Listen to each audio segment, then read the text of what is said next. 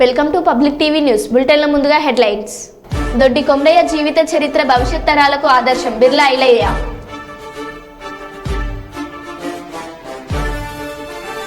Hanamkonda master degree కళాశాలలో turning the faces పేరిట పూర్వ విద్యార్థుల సమ్మేళనం.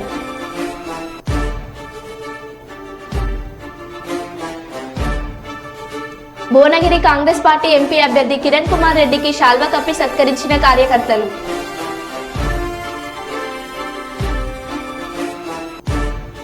సిరిసిల్ల జిల్లా కేంద్రంలోని ప్రెస్ క్లబ్ లో బీజేపీ ఆధ్వర్యంలో మీడియా సమావేశం. పార్లమెంట్ అభ్యర్థులపై సైబర్ నేరగాళ్ల ఫోకస్.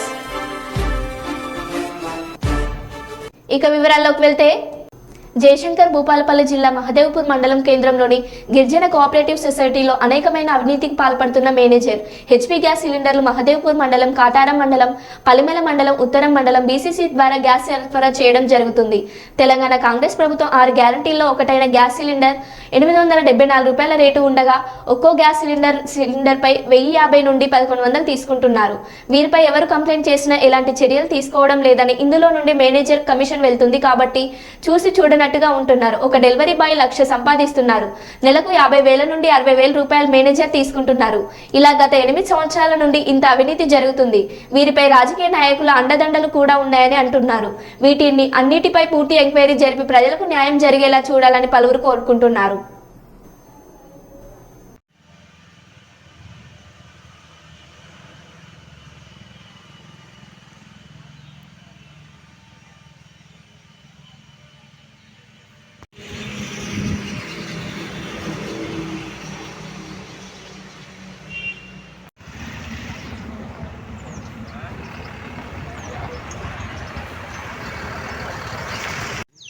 వంట గ్యాస్ 1150 తీసుకుంటాడు.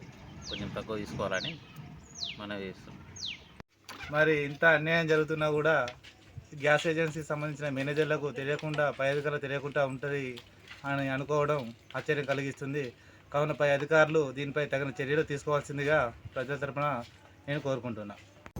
భువనగిరి కాంగ్రెస్ పార్టీ ఎంపీ అభ్యర్థి చామాల కిరణ్ కుమార్ రెడ్డి నూతనంగా పెద్ద అంబర్పేట క్యాంప్ ఆఫీసులో ప్రతి కార్యకర్తను కలుస్తూ వారు మాట్లాడారు. ప్రతి కార్యకర్తకు అండగా ఉంటారని, అదేవిధంగా ఈసారి నన్ను భువనగిరి ఎంపీ కాంగ్రెస్ అభ్యర్థిగా ఆశీర్వదించాలని కార్యకర్తలకు సూచించారు. ప్రతి కార్యకర్తను కలుస్తానని అన్నారు. వివిధ నియోజకవర్గాల లీడర్లు, మండల నాయకులు ఎంపీ అభ్యర్థికి శాల్వా కప్పి పూలమాలలతో సత్కరించారు. ఈ కార్యక్రమంలో వివిధ నియోజకవర్గాల కార్యకర్తలు తదితరులు పాల్గొన్నారు.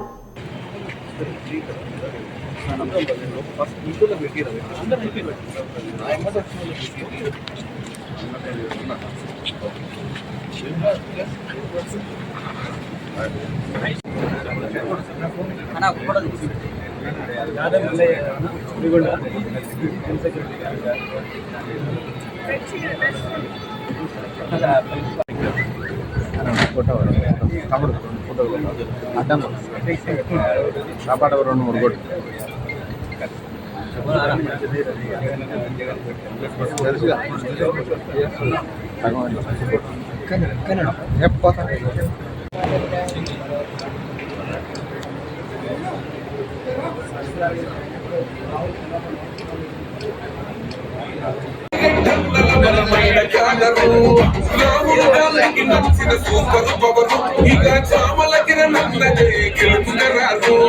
పట్టుదలతో ఎదిగినాడు, పట్టుబడిత ఎడువను ఎదిగిన పొదుకుందది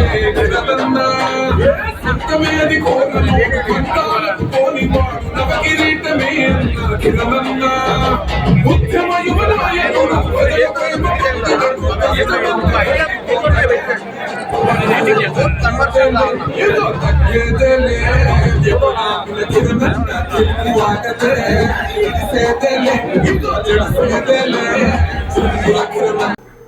రాజన్న సిరిసిల్ల జిల్లా కేంద్రం ప్రెస్ క్లబ్ లో భారతీయ జనతా పార్టీ ఆధ్వర్యంలో మీడియా సమావేశం ఏర్పాటు చేశారు.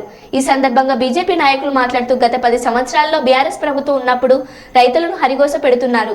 కాంగ్రెస్ ప్రభుత్వం ఏర్పడిన తర్వాత 100 రోజుల్లోనే రైతులకు 2 లక్షల రూపాయల రుణమాఫీ చేస్తామని చెప్పారు. కానీ ఎందుకు చేయలేకపోతున్నారని వెంటనే 2 లక్షల రుణమాఫీ చేసి రైతులను ఆదుకోవాలని డిమాండ్ చేశారు. ఈ కార్యక్రమంలో జిల్లా ప్రధాన కార్యదర్శి, పార్లమెంట్ జాయింట్ కన్వీనర్ మరియు సిరిసిల్ల మున్సిపల్ మాజీ చైర్మన్, జిల్లా ఉపాధ్యక్షులు, మున్సిపల్ కౌన్సిలర్, సిరిసిల్ల పట్టణ అధ్యక్షులు మరియు తదితరులు పాల్గొన్నారు.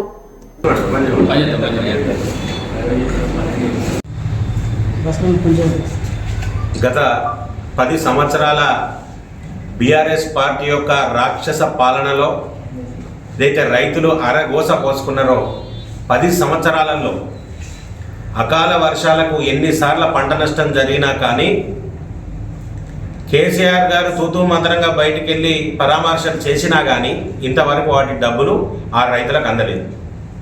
అదే రకంగా ఇప్పుడున్న ప్రభుత్వం ఏదైతే రైతు ప్రభుత్వం అని చెప్పుకునే కాంగ్రెస్ పార్టీ ఎలక్షన్లో మేనిఫెస్టోలో భాగంగా 6 గ్యారంటీల్లో భాగంగా 420 గ్యారంటీల్లో భాగంగా ఏదైతే రైతులకు న్యాయం చేస్తామని చెప్పుకునే మీరు నిన్నగాక మొన్న అకాల రాళ్ల వర్షానికి ముస్తాబాద్ మండలం, గంభీరావుపేట మండలం, సంగలపల్లి మండలంలో సుమారుగా 900 ఎకరాల పంట నష్టం జరిగింది. మరి దానికి గాను గౌరవ పార్లమెంటు సభ్యులు బండి సంజయ్ కుమార్ గారు నిన్న రైతుల కోసం దీక్ష చేసినారు. దానికి గాను ఎకరాకు ఒక 20,000 రూపాయలు నష్టపరిహారం చెల్లించమన్నారు. ఇదైతే రైతులు లాగౌట్ పెట్టుకొని కష్టపడి డబ్బులు బయట తీసుకొని వచ్చి వ్యవసాయం చేసినారు, లాగౌట్ కూడా రాని పరిస్థితి ఉంది. కనుక ఎకరాకు 20,000 తోటి న్యాయం చేయాలి రాష్ట్ర ప్రభుత్వం అని చెప్పి బండి సంజయ్ గారు కోరినారు. అదే రకంగా భారతీయ జనతా పార్టీ నుండి ఈరోజు కాంగ్రెస్ పార్టీని డిమాండ్ చేస్తున్నాం. ఏదైతే ప్రభుత్వం ఏర్పడ్డ తర్వాత 100 రోజుల లోపలనే రైతులకు 2 లక్షల ఏకకాలంలో 2 లక్షల రూపాయల రుణమాఫీ చేస్తా అని చెప్పిండ్రు. మరి దాన్ని ఎందుకు చేయలేకపోతుండ్రు అని అడుగుతున్నాం. గౌరవ పార్లమెంటు సభ్యులు ప్రతి సందర్భంలో మీరిచ్చిన హామీలను ఎన్నికల నియమావళి అని చెప్పి తప్పించుకునే ప్రయత్నం చేయొద్దు. మీరేదైతే ఏదో మాట ఇచ్చినారో దాని ప్రకారం 2 లక్షల రూపాయల రుణమాఫీని ఏకకాలంలో చేయాలని చెప్పి ప్రభుత్వాన్ని ఎన్నోసార్లు కోరిండు. రైతు ప్రభుత్వం అని చెప్పుకునే ఈ కాంగ్రెస్ పార్టీ దాన్ని పట్టించుకున్న పాపన ఓలే. అధికారం రాకముందుకు ఒక రకంగా, అధికారం వచ్చిన తర్వాత ఇంకో రకంగా వ్యవహరిస్తున్న తీరును రైతులు గమనించవలసిందిగా కోరుతున్నాం. ఈరోజు అక్కడ ఇక్కడ వరి కాంటలు ప్రారంభించి కొబ్బరికాయలు కొట్టి ప్రారంభోత్సవాలు చేస్తున్నారు. భారతీయ జనతా పార్టీ నుండి ఒకటే డిమాండ్ చేస్తున్నాం, ఏదైతే మీరు ఎన్నికల్లో హామీ ఇచ్చారో అదే రకంగా ఈరోజు వరి యొక్క మద్దతు ధర 2200 కేంద్ర ప్రభుత్వం నిర్ణయించింది. దానికి గాను మీ హామీ ప్రతి క్వింటాల్కు 500 బోనస్ కట్టి మేము చెల్లిస్తామని చెప్పిండ్రు. రేపటి నుండి ప్రతి ఒక్క కాంటాల దగ్గర వ్యవసాయ రైతుల యొక్క వడ్లు కొనుగోలు కేంద్రాల దగ్గర భారతీయ జనతా పార్టీ కార్యకర్తలు ఉంటారు. మీరు 500 బోనస్తో సహా దీన్ని చెల్లిస్తారా లేదా అన్న దాన్ని భారతీయ జనతా పార్టీ పరిశీలిస్తుంది. రైతులకు ఏ కోశాన్ని అన్యాయం జరగకుండా కాంగ్రెస్ పార్టీ ఏదైతే మాట ఇచ్చిందో, ఏదైతే కమిట్మెంట్స్ ఇచ్చిందో, ఏదైతే గ్యారంటీలు ఇచ్చిందో వాటి మీద నిలబడేదాకా పార్టీని వదిలిపెట్టమని చెప్తున్నాం. అదే రకంగా రైతు బంధు కింద 15,000 రూపాయలు ఇస్తామని చెప్పిండ్రు ఒక్కొక్క రైతుకు. దాన్ని కూడా ఇంతవరకు కాంగ్రెస్ ప్రభుత్వం అన్నది దాన్ని కొనసాగించే పరిస్థితిలో లేదు. ఏదైనా ఉంటే ఎన్నికల నియమాలు అంటున్నారు, ఎన్నికల కోడ్ ఉన్నది అంటున్నారు, తప్పించుకునే ప్రయత్నం చేస్తున్నారు.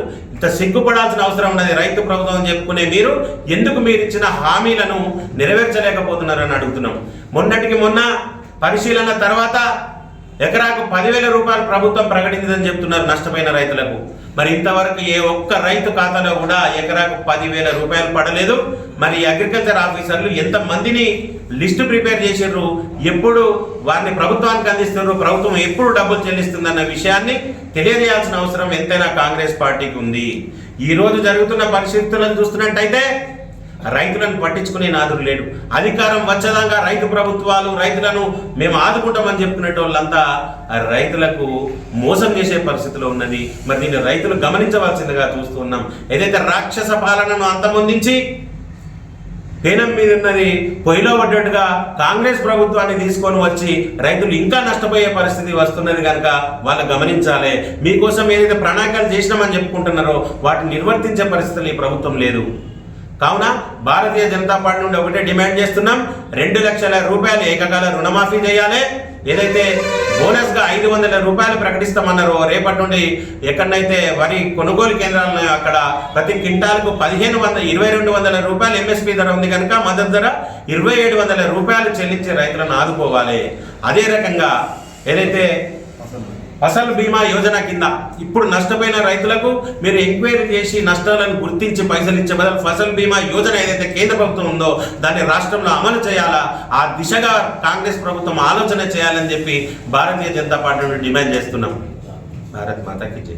గ్యారెంటీల విషయం తీసుకున్నప్పుడు 2 లక్షల రుణమాఫీ అన్నారు, 15,000 ఆ రైతు బంధు ఇస్తా అన్నారు.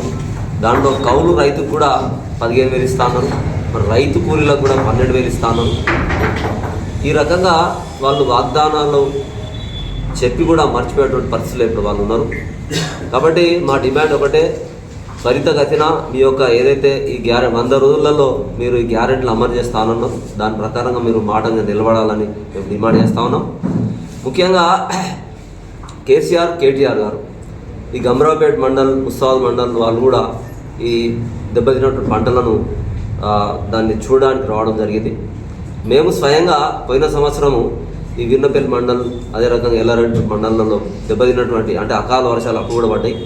ఆ రాళ్ళవానకు దెబ్బతిన్న పంటలకు ఎకరానికి 10,000 ఇస్తామని హామీ ఇచ్చినప్పుడు దాన్ని అతిగతి లేదు. వాళ్ళు మాట ఇచ్చినటువంటి ఏదైతే ఉందో వాటిని మర్చిపోయి ఇప్పుడు తగుదనమ్మా అని మళ్ళీ ఈ పంటల మీద పడి ఈ ప్రభుత్వాలు ఆదుకోవాలన్నటువంటి ఏదైతే మాట ఉందో అది సిగ్గుచేటుగా ఉంది. కాబట్టి మీరు ప్రశ్నించే హక్కును కోల్పోయారు. ఈ రకంగా ఈ కేంద్ర అంటే కాంగ్రెస్ ప్రభుత్వం కావచ్చు, ఇంతకుముందు ఉన్నటువంటి బీఆర్ఎస్ ప్రభుత్వం కావచ్చు, రెండు కూడా రైతులను ఇచ్చినటువంటి మాటను వాళ్ళు అమలు చేయడం జరిగింది. మరి ఇప్పుడున్నటువంటి ప్రభుత్వం కాంగ్రెస్ అవుతుందో తప్పకుండా ఈ యొక్క బాధలను అంటే ఇప్పుడు ఈ కల్లాలు స్టార్ట్ అయినాయి, ఆ జోగు కూడా స్టార్ట్ అయింది. తాలు తరువు లేకుండా ఆ ఎంఎస్పీ 2200 ప్లస్ వీళ్ళు ఇస్తానటువంటి 500 కలిపి 2700 ఇవ్వాలని మేము డిమాండ్ చేస్తా ఉన్నాం. తప్పకుండా మేము రైతుల పక్షాన పోరాడతాం. అంతేకాకుండా రాబోయే 2-3 రోజులలో మరి సిరిసిల్ల పట్టణం ఏదైతే ఈ మన పవర్లూమ్ సంబంధించినటువంటి ఈ బతుకమ్మ చీరలు ఏవైతున్నాయో మరి దాని బకాయిలు 270 కోట్లు ఇప్పటివరకు విడుదల కాలేదని తెలుస్తూ ఉన్నది. మొత్తం ఈ ఇంతకు ఉన్నటువంటి బీఆర్ఎస్ ప్రభుత్వం ఈ కేటీఆర్ గారు చేసినటువంటి పుణ్యమాని మొత్తం సిరిసిల్ల అంతా దరిద్రంలోకి వెళ్ళిపోయింది.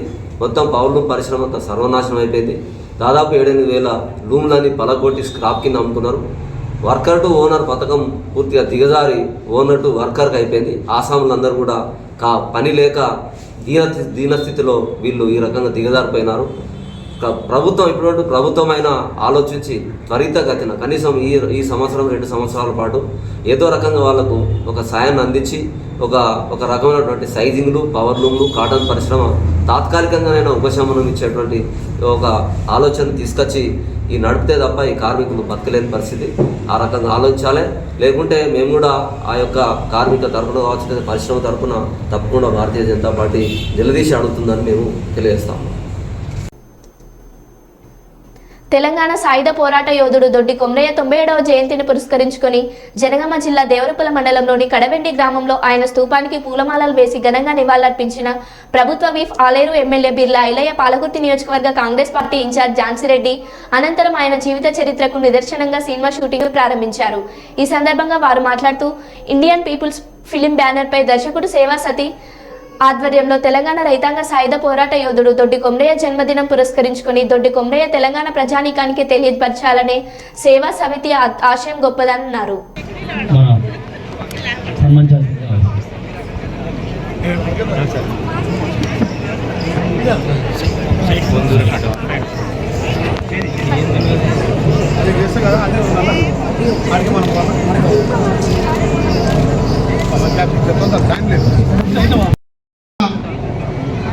భూమి కోసం, వృత్తి కోసం, వెట్టి చాకిరి విముక్తి కోసం ఏ ఆయుధాలు లేనప్పుడే గొడ్డలి చేతబట్టి ఆ గడిలో కుదురొట్టి తుపాకీ తూటలకు ఎదురొట్టి పోరాటటువంటి దొడ్డి కొమరయ్య గారి సొంత గ్రామం నిజంగా కడవెండిలో ఆయన పుట్టడం ఈ ప్రాంతంలో తొలి పోరాట యోధుడు.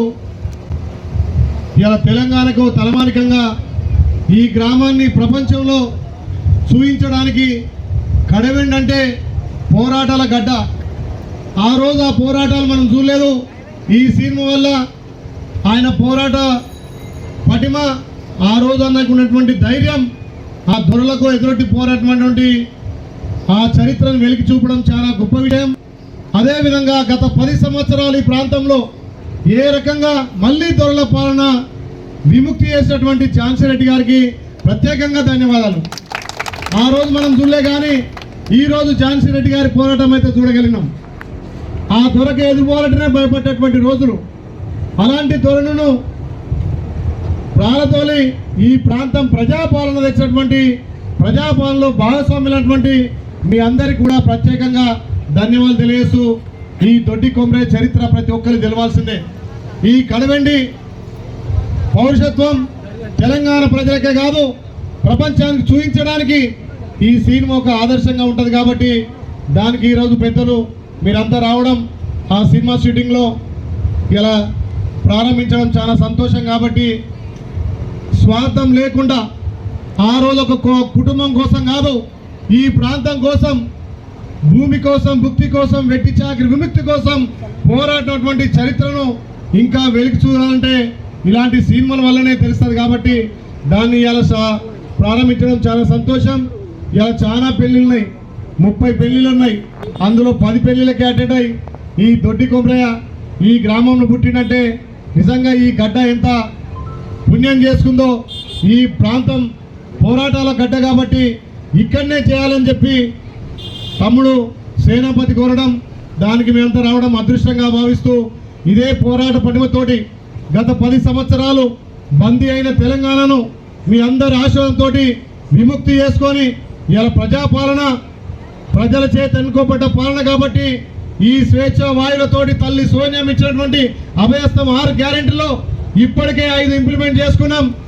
ఈ రాబోయే రోజుల్లో కూడా పార్లమెంట్ ఎలక్షన్ల తర్వాత కూడా వాటన్నింటినీ పూర్తి చేసుకొని ప్రతి ఒక్కరికి అర్హులందరూ కూడా అధికార పనులు అందేటట్టుగా చేయడానికే మేమందరం మీ చేత ఎన్నుకోబడ్డాం. కాబట్టి దీంట్లో మీరందరూ పాల్గొన్నందుకు ఆ దొడ్డి కొమరే వారసులుగా మనం ముందుకు పోయి ఈ ప్రాంత చరిత్రను ప్రపంచానికి తెలియజేయాల్సిన బాధ్యత ఉంది. కాబట్టి అంత దూరం నుంచి అన్ని పనులున్నాయి వచ్చినాం. కాబట్టి మీరు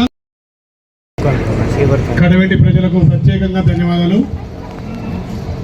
దొడ్డి కొమరయ్య గారి 97వ వర్ధంతి సందర్భంగా, జయంతి సందర్భంగా ముఖ్య అతిథి వచ్చేసినటువంటి ఈ ప్రాంత టైగర్ తల్లి ఝాన్సీ రెడ్డి గారికి, దొడ్డి కొమరయ్య వారసులకు సినిమా తీయడానికి ముందుకొచ్చి దొడ్డి కొమరయ్య వీరచిత. వరంగల్లో పార్లమెంట్ అభ్యర్థులపై సైబర్ నేరగాళ్ల ఫోకస్. అప్రమత్తంతో వాళ్ళలో పడకుండా బయటపడ కాంగ్రెస్ పార్టీ అభ్యర్థి కడియం కావ్య ఏఐసిసి నుండి మాట్లాడుతున్న బీఫామ్ రెడీ పంపిస్తున్నాం, 76,000 రూపాయల అకౌంట్కి ట్రాన్స్ఫర్ చేయండి అంటూ నేరుగా అభ్యర్థికి కాల్ చేశారు. వెంటనే అలర్ట్ అయి గాంధీ భవన్ కు ఫోన్ చేసి ఆరా తీసిన కడియం కావ్య సైబర్ నేరగాళ్లు గాంధీ భవన్ నుండి అభ్యర్థుల లిస్టు సేకరించినట్లు సమాచారం. దాదాపు కాంగ్రెస్ అభ్యర్థులు అందరికీ ఎరవేస్తున్న సైబర్ మోసగాళ్లు. అప్రమత్తంగా ఉండాలని పార్టీ శ్రేణులు అభ్యర్థులకు సూచించిన ఏఐసిసి.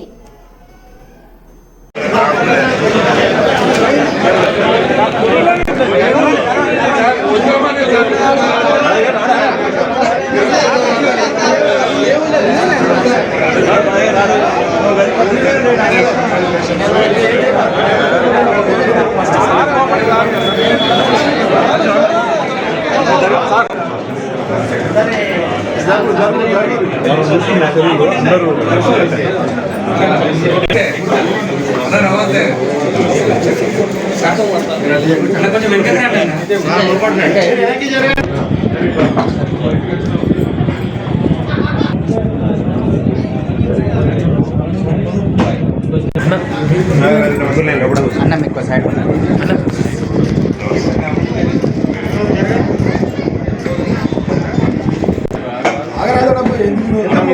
మేము చేయబోయి మేము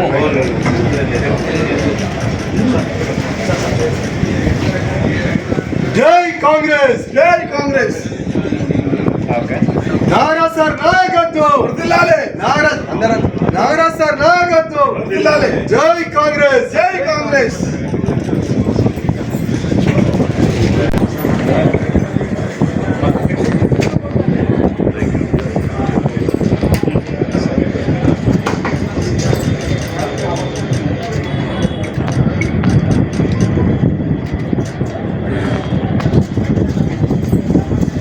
భారతీయ జనతా పార్టీ రాష్ట్ర కార్యవర్గ సభ్యురాలు జగిత్యాల నియోజకవర్గం ఇన్ఛార్జి డాక్టర్ బోగస్ శ్రావణి ప్రెస్ మీట్ నిర్వహించారు.